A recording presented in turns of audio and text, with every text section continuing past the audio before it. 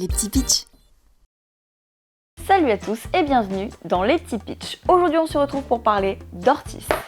C'est la suite d'Orcard pour ceux qui connaissent, c'est un casse-tête qui tient dans la poche, rejouable à l'infini. Ça se joue en 10 minutes à partir de 10 ans. Vous cherchez un jeu rapide, vous cherchez un jeu détente pour vous challenger, vous êtes au bon endroit. Le contexte, vous êtes un jardinier et vous voulez agrandir la taille de votre verger. Pourquoi? Vous voulez vous la péter au marché du coin avec vos confitures, vos citronnades et vos jus de fruits. J'apprécie les fruits en sirop. Pour ce faire, il vous faut des fruits. Le but du jeu, ramasser un maximum de fruits en superposant des arbres du même type.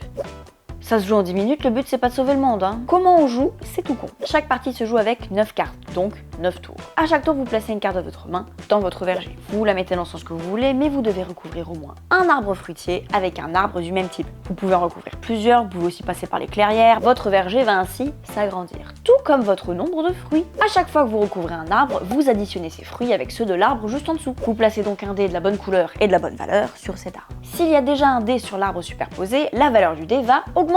Et oui. Donc le jeu c'est de poser les cartes pour faire augmenter vos dés au maximum. Une fois par partie, vous pouvez ne pas respecter les lois vergères et placer une carte qui correspond pas à l'arbre qui est en dessous. Ça va pour cette fois, mais une fois pas deux. Vous placez l'écureuil à cet endroit et vous ne pourrez plus recouvrir cet arbre. On ne met rien sur un écureuil. Écureuil! La partie prend fin dès que vous avez placé la dernière carte. Comptez finalement les points sur vos arbres fruitiers, voyez si vous êtes dans le jus ou si votre récolte est incroyable. Les dés dans la clairière ne comptent pas, Si c'est pour mettre des vers de terre dans la salade de fruits, c'est pas la peine. Salade de fruits, joli, joli, joli. Pour plus de challenge au verso de chaque carte se trouvent des recettes, c'est la grande nouveauté par rapport à Orcard. Des défis, des objectifs pour vous faire gagner des bonus, pour toujours plus de rejouabilité. D'ailleurs, petite coquille dans le cocktail de fruits, tous les dés de valeur 15, non c'est pas ça, c'est tous les 15 dés.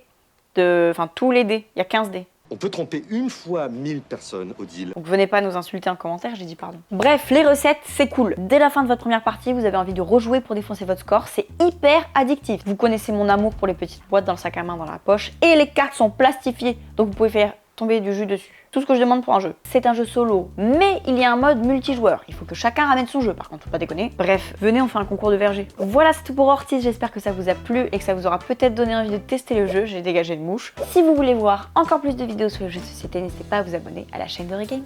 Ciao!